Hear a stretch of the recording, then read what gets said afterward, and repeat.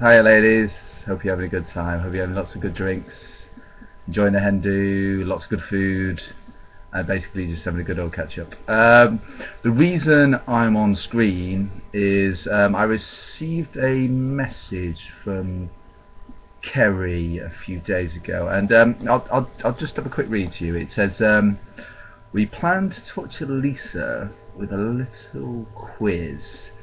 It'd be great if you could send us answers to the following questions.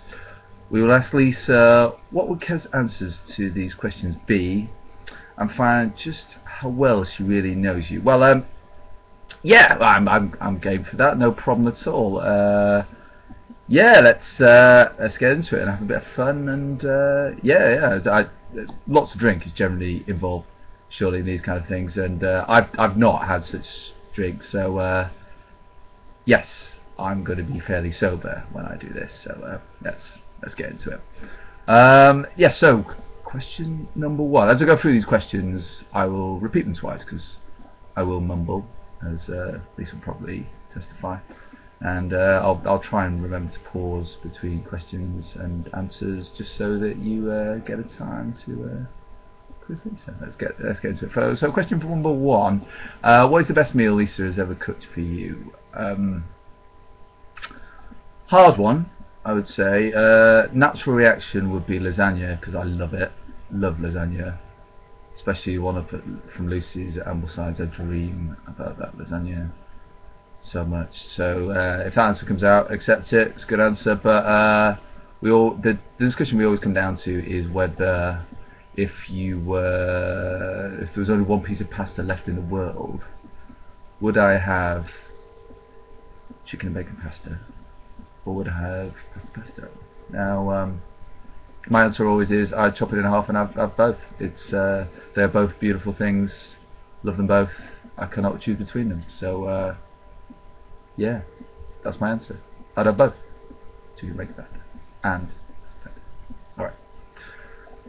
Question number two.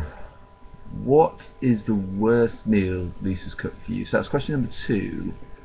What is the worst meal Lisa's cooked for you?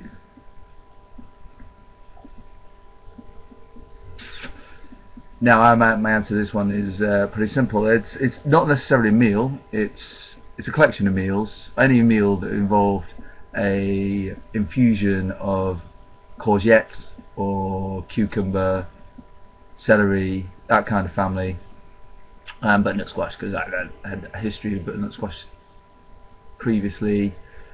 I cooked a meal when we were on Baybridge Road. Didn't enjoy it. It was mainly the preparation. It killed me. Didn't enjoy it at all. So yeah. So anything with those two food groups in. Question number three. What is the most romantic thing you have ever done for Lisa? Now, what is the most romantic thing that I have done for Lisa? Yeah, again, another tough one, because as Lisa will testify, I'm the most romantic person in the world. I am endlessly whisking her off to places and hiking up mountains, setting up like candlelit dinners with waiter service. You know, just in the middle of nowhere. It just comes naturally to me.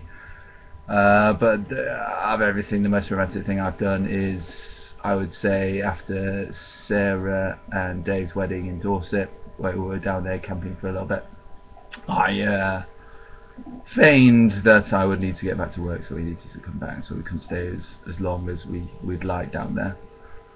So we came back on a Wednesday, something like that, just kind of settled down. I pretended to well, I did actually, I think, go to work, but it wasn't for all the rest of the week, and I booked tickets to Paris. We flew off there and had a wonderful weekend for Lisa's birthday, and that's where I eventually proposed in bed. But don't let that take away from the whole romantic gesture. It was beautiful, and the bit that let me down on that whole thing was I texted Karen, the cat sitter, from Lisa's phone, and therefore she found out, and therefore yeah, that didn't work out too well, but never mind. But that was the only thing away from it. But yeah, very very romantic. I feel I hope Lisa enjoyed it, and Yeah, that's good. Now, question number 4. This is kind of where it gets interesting and a little bit cringy for me and Lisa, but it goes, where's the most exciting place you've ever had? Where is the most exciting place you've ever had sex?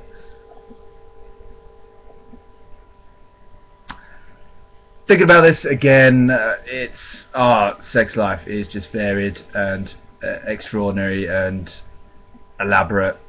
You know, toys, everything involved. It's just amazing. But I'd say over the last 10 years, the night that stands out for me is probably around about 2006, 2007. The Champions League final between Liverpool and AC Milan. We're out for a nice meal in Chapel Allerton at the Old Ball restaurant.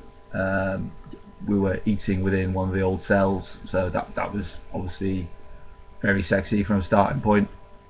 Then yeah, we heard that AC Milan were in 3-0, so the football was just no go. But the football never entered my mind because I'm in the zone with Lisa. Yeah, that's what was happening. And yeah, it got to a point that there was this miraculous comeback, that Liverpool got a goal back just before half time, if memory serves me. And yeah, for some crazy reason, very sexy. And one thing to another, it got to penalties.